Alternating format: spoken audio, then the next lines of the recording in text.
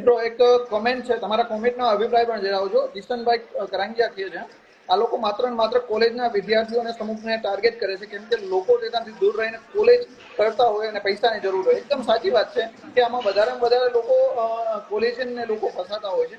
અને એક ભાઈ એવી પણ કોમેન્ટ કરી છે, ઇન્ફ્લુએન્સરનું નામ નથી દેતું, પણ અમે કોઈ ઇન્ફ્લુએન્સરનો વિરોધ નથી કરતા ભાઈ. ખાસ જણાવવું એને જે કોમેન્ટ કરી છે અત્યારે કે ભાઈ એ સારા કામ કરે છે. નો ડાઉટ સારા કામને અમે બિરદાવીશું, પરંતુ જ્યારે કોઈ ગેમિંગ એપ્લિકેશન કે જેનાથી નુકસાન થાય છે એ ખુદ ખબર છે એને પણ, અને એ ખુદ નથી રમતા. આજે હું મિત્રો વાત કરી દઉં છું, હું ને રમેશભાઈ ઘણા બધા ઇન્ફ્લુએન્સરના ઇવેન્ટ્સમાં ગયા છે અને ઇન્ફ્લુએન્સર મળતા હોય છે ને એક ડિસ્કસ પણ કરતા હોય છે કે ભાઈ મને આ પ્રમોશન મળ્યું, આ પ્રમોશન મળ્યું. પરંતુ રમેશભાઈનું વાત કરું તો અત્યાર સુધીમાં એને લાખો રૂપિયાની મળેલી છે. ઘણી બધી એવી મેલ આવેલા છે, પણ રમેશભાઈ સદંતર ના પાડી છે. હું કહું છું ને, કાલનો જ મેલ હું તમને દેખાડી શકું કે મળેલો છે. પરંતુ બેટિંગ એપ્લિકેશન ખાસ મારા ભાઈઓ વિનંતી કરું છું, ભાઈ અત્યારે કોમેન્ટ કરી છે કે ભાઈ ને બહુ સારું કામ કરે છે. અમે નો ડાઉટ સારું કામ કરી અને સપોર્ટ કરીએ છીએ. મારો વિરોધ એ જ છે કે જે લોકો આને પ્રમોશન કરે છે, પ્રમોટ કરે છે, એવા લોકોનો વિરોધ છે અમારો. બીજો કોઈને વિરોધ નથી, કોઈ એપ્લિકેશનનો અમારે વિરોધ નથી કરતા, કોઈ ભાઈ ઇન્ફ્લુએન્સરનો વિરોધ નથી કરતા. પણ ખાસ બને ત્યાં સુધી આવા એપ્લિકેશન ના કરો. અત્યારે એક વસ્તુ છે, પણ અત્યારે નામ નથી આપતા, પણ આવનારા સમયમાં જો બંધ નહીં કરે તો સ્વાભાવિક અમે નામ સાથે પણ ડિક્લેર કરીશું. રમેશભાઈ, બીજું શું તમે કહેવા માંગો છો? અને ચેતનભાઈ, બીજું એક આપણા વીરુભાઈ કોઈ છે, આઈ થિંક એ મને જોઈન રિક્વેસ્ટ નથી આવી, એને કહેજો રિક્વેસ્ટ સેન્ડ કરે આપણી સાથે. રમેશભાઈ, તમે પણ કંઈ બીજું કહેવા માંગતા હોય તો ખાસ આપણા ઇન્ફ્લુએન્સરને કહો, કારણ કે એમાં કમેન્ટ્સ ઘણી બધી આવેલી છે. ચેતનભાઈ ખાસ કોમેન્ટ વાંચી લેજો ને એનો આન્સર દેવાની આપણે થોડી કોશિશ કરીએ. બધાને કોમેન્ટ્સ કરજો, કોઈ પણ ને કંઈ પૂછવું છે તો કોમેન્ટ્સ ખાસ કરજો.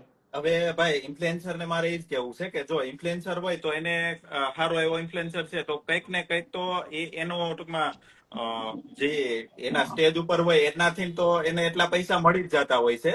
પણ બધાને પૈસા વધુ જોતા હોય છે. દાખલા તરીકે બસ સ્ટેન્ડ છે, હું એક એક્ઝામ્પલ આપું તો બસ સ્ટેન્ડમાં કોઈ દુકાનમાં તમે કામ કરતા હોય તો રોજના 500-700 મળે છે, પણ બસ સ્ટેન્ડમાં એમ થતા એમ થાય કે આ ભીડમાં હું ખિસ્સા કાપવા વયો જાવ તો મને 7,000 મળી જાય. તો એવો આપણો ભાવ હોવો જોઈએ. આપણે લીગલી 500, કારણ કે જો એક બસ સ્ટેન્ડ હોય કે ભીડ વાળી કોઈ પણ જગ્યા હોય તો ત્યાં ઘણા બધા લોકો મહેનત કરીને 500-700 કે 1,000 કમાતા હોય, એ બધા કાકીસા કાપવા નથી વયા જતા ઝુંડમાં. સાચી વાત છે.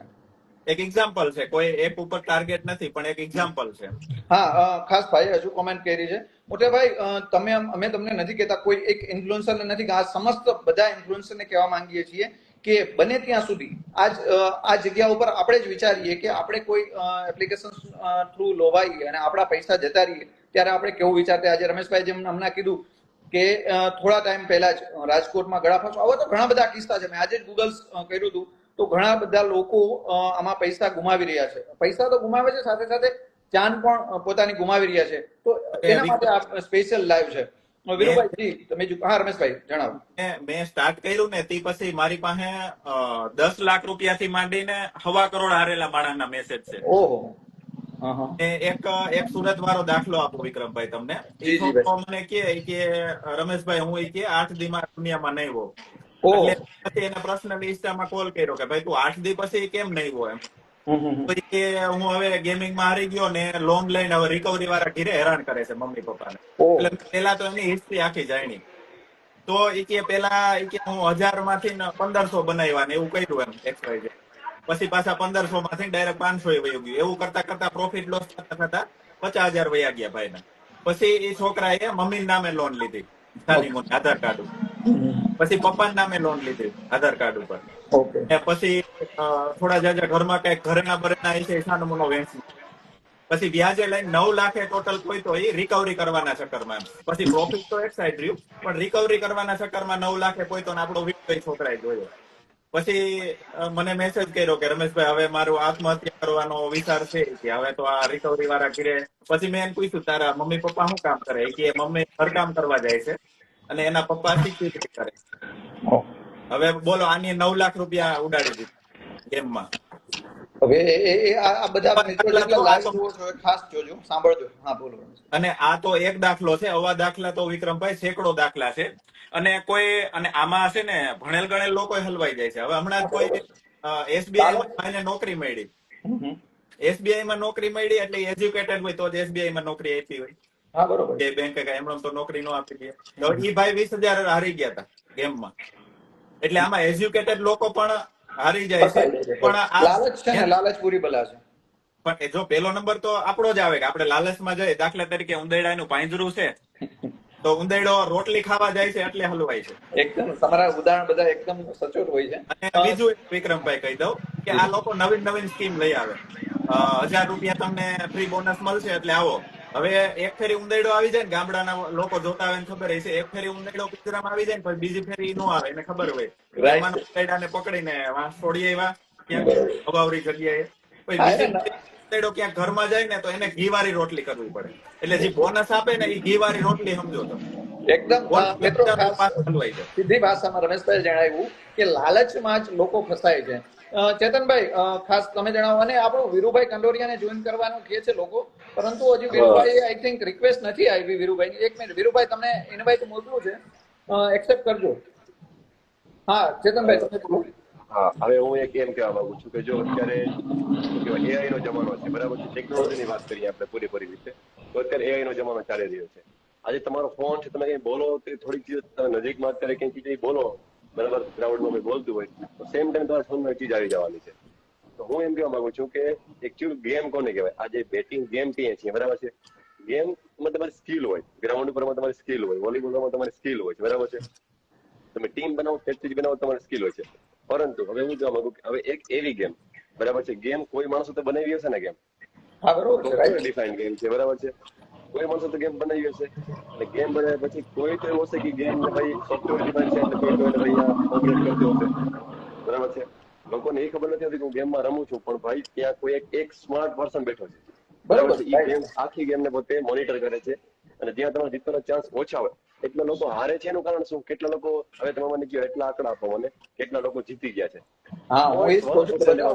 કેટલા લોકો મતલબ ઇન્ફ્લુઅન્સર એમ કે જીતી ગયા છીએ, જીતી ગયા હોય પણ હું ભાઈ જિલ્લામાં 5 માણસો જીતા હશે, અને એ પણ ઇન્ફ્લુઅન્સર લોકો જીતા હશે, બરાબર છે. તો હું એમ નથી કહેવા માંગતો, હું સરળ એમ કહેવા માંગુ છું ભાઈ કે એ ચીજ છે, ટેકનિકલી વાત કરું તો એ ચીજ એક સોફ્ટવેર ડિફાઇન છે, એક માણસ બેઠો છે, બધું મેનેજ કરે છે ત્યાંથી. તમારા પૈસા જ્યાં વધારે પૈસા લાગી ગયા હશે ને ત્યાં તમારી બેટ કાપી નાખવામાં આવશે, છતાં પણ લોકો રમે છે. ધંધાના વ્યવસાય એટલા બધા છે, પણ હું તો પ્રિફર કરું લોકોને કહું કે આવી ગેમના ચક્કરમાં આપણી જિંદગી ખુદની બચાવો, અને જે રમે છે એને દૂર રહ્યો શીખાડો, ઘર પરિવાર બધા શીખાડો. એકદમ સાચું, બહુ સારી સ્કિલ છે બાકી દુનિયામાં કરવા માટે. વીરુભાઈ તમે શું કહેવા માંગો છો? ખાસ લોકોને હવે દૂર રહેવું જોઈએ. પછી આપણે આમાં એવું છે કે આઈ થિંક 4 લોકોને જ કનેક્ટ છે. પછી વીરુભાઈ તમે થોડી વાર માટે પછી આપણા બીજા ભાઈને આપણે કંડોરિયા સાહેબને લઈ લઈશું. તમે શું કહેવા માંગો છો, જણાવો. સાહેબ, મારું કહેવાનું છે, આપણે કોઈ પણ પર્સનલ વ્યક્તિ કે કોઈ આપણે કોઈ એમનો વિરોધ નથી, પણ આપણે એક સામાજિક એક વિચારધારા પ્રમાણે કે જે દૂષણ છે એના પ્રત્યે જ આપણે અવાજ છે, બરાબર. એટલે આપણે કોઈ ઇન્ફ્લુઅન્સર કે કોઈ ક્રિએટર કોઈનો વિરોધ નથી કરતા, પણ જે આપણે સામાજિક દૂષણ ફેલાય છે એનો વિરોધ કરી છે કે આવી રીતે ખોટી વસ્તુ છે. હું તમને એક એક્ઝામ્પલ આપું ને, તો અમારા ગામમાં એક ભાઈ હતો, એની આવી રીતે કર્યું. પછી ઘણા બધા કિસ્સા એક પછી એક મેં જોયા કે આવું બધું સમાજમાં થઈ રહ્યું છે.